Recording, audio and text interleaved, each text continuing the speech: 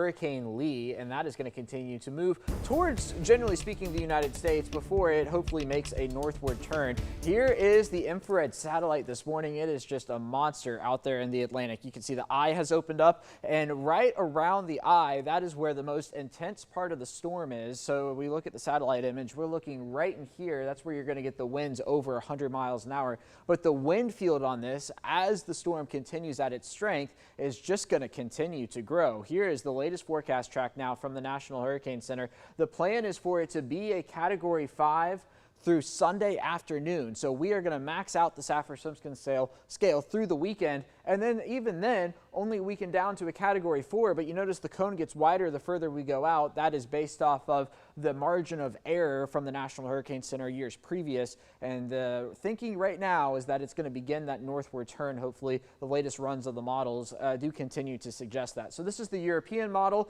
with the different members of the European saying basically what they think is going to happen. Each white line here is with initial starting point, data point changed a little bit just in case we don't have it right to see where else it would go. And you can see they're in fairly good agreement with the cone right there, but then also with that northward turn. What I've noticed on the GFS recently is that we are getting a wider range of turns here, and that is kind of what we've been eyeing all along. It's just that the confidence in the different members of the GFS is not as high. So we've got some members saying closer to the Carolinas, other members saying actually on the other side of Bermuda.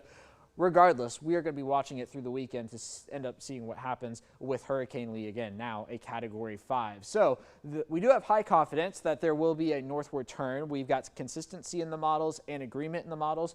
We're hoping that's going to be some 800 miles off the coast. But regardless, as Caitlin was mentioning earlier, large waves next week up and down the eastern seaboard for the Georgia coast. I think that could mean potentially 4 to 7 foot waves in the vicinity of Tybee Islands, towards St. Simons, down towards Jekyll Island as well. So we'll be watching it all here in the Weather Center.